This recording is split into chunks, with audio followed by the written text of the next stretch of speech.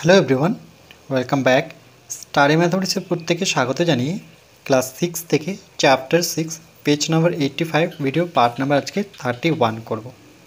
আজকে আমরা নিজে করি 6.5 অঙ্কগুলো করব। 1 নম্বর 7/8 ভাগ 21/5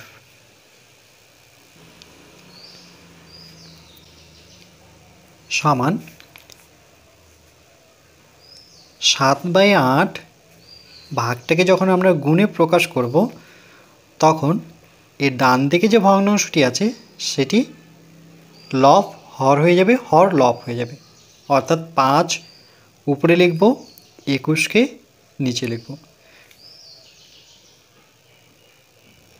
এটাকে দু রকমভাবে বলতে পারি, আমরা অনন্যক হিসেবেও বলতে পারি যে 2/3 এর অনন্যক 3/2 হবে। যখন 3/2 হবে তখন কিন্তু ভাগ চিহ্ন সরে সেই জায়গায় গুণ চিহ্ন বসাবো। তাহলে ভাগ চিহ্ন সরিয়ে যখন গুণ চিহ্ন বসাবো তখন এর অনন্যক বসবে। অনন্যক বলতে ভগ্নাংশটি উল্টে যাওয়া, মানে 5 উপরে 21 নিচে। এরপর আমরা জানি যে ভগ্নাংশের লব পরস্পর গুণ হয় আর হর পরস্পর গুণ হয়। ভগ্নাংশের লব দুটির গুণফল ভগ্নাংশের হর দুটির গুণফল। তাহলে আমরা এভাবে লিখব 7 গুণন 5 8 গুণন 21।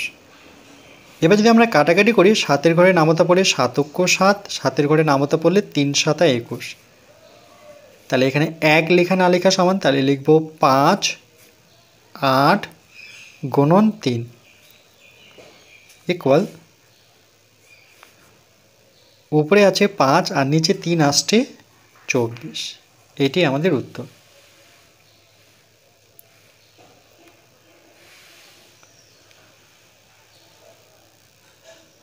এরপর আমরা 2 দাগের অঙ্কটি করব। 3/28 ভাগ 9/7 সমান 3/28। যখন আমরা এই ভগ্নাংশটিকে উল্টে লিখব তখন ভাগ গুণ হয়ে যাবে। 7 উপরে লিখব, 9 নিচে বসাবো। সমান, আমরা যদি ভগ্নাংশের লব পরস্পর গুণ হয় তাহলে 3 গুণন 7 একসাথে বসাবো, 28 গুণন 9 সমান। এরপরে যদি আমরা কাটাকাটি করি, 3-এর ঘরে নামতা পড়ে 3 3-কে 9, এখানে 3 অক্ষর 3 রাখি। 7-এর ঘরে নামতে 4 7 28, এখানে 7 অক্ষে 7। তাহলে উপরে দুটোই 1, তাহলে 1 1 গুণ করলে একই হবে। এখানে 4 গুণন 3, তাহলে 1 অক্ষে 1, 3 4 12। এটি আমাদের উত্তর।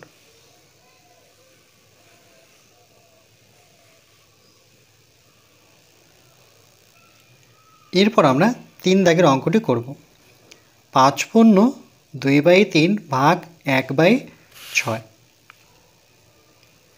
তাহলে প্রথমে এই মিশ্র ভগ্নাংশটিকে আমরা সামান্য ভগ্নাংশে নিয়ে আসব। এই জন্য আমরা কি জানি, এই 3 নিচে বসবে, এটার সাথে এটা গুণ করে 2-এর সাথে যোগ। যেমন 3 5 15, 15-র সাথে 2 যোগ 15 আর 2-এ যোগ করলে পরে 17 ভাগ 1/6 সমান। এরপর 17/3 যখন আমরা এটাকে ঘুরিয়ে বসাবো অর্থাৎ উল্টে বসাবো তাহলে ভাগটি গুণ চিহ্নে প্রকাশ পাবে আর এর অনন্যক হবে। অনন্যক বলতে লব হর হয়ে যাবে, হর লব হয়ে যাবে। সমান, আমরা জানি ভগ্নাংশের লব পরস্পর গুণ হয় আর হর পরস্পর গুণ হয়।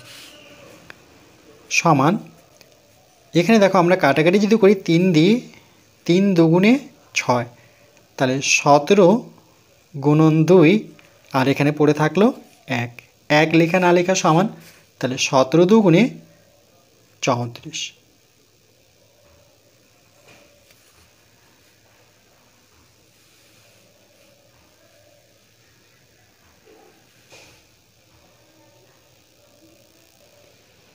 এরপর আমরা 4 দাগের অঙ্কটি করব। নিচে দুটি প্রকৃত ভগ্নাংশ বসাই। তাহলে নিজের ইচ্ছে মতো দুটো প্রকৃত ভগ্নাংশ আমরা বসাবো।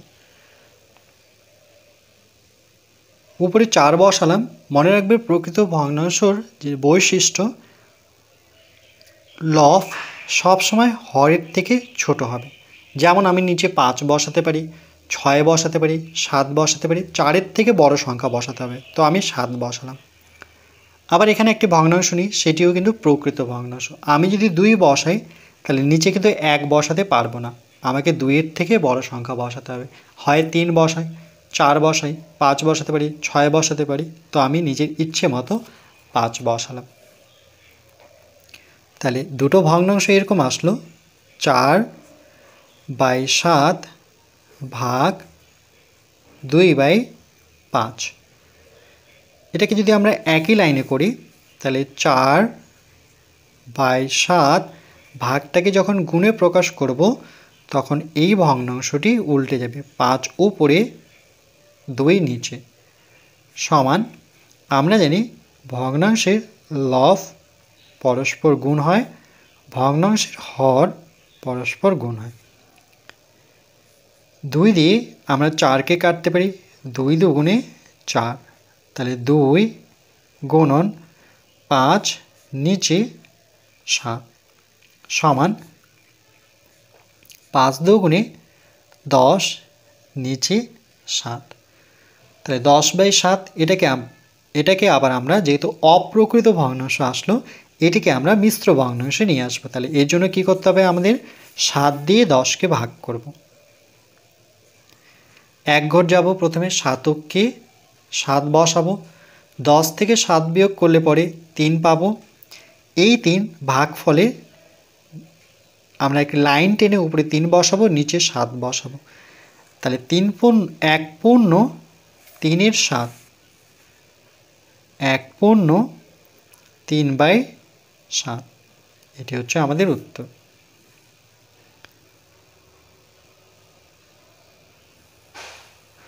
এখানে অন্য উত্তরও সম্ভব, কেন কি প্রকৃত ভগ্নাংশ 1/2 হতে পারে, 3/5 হতে পারে, সেই ক্ষেত্রে কিন্তু আলাদা উত্তর আসবে।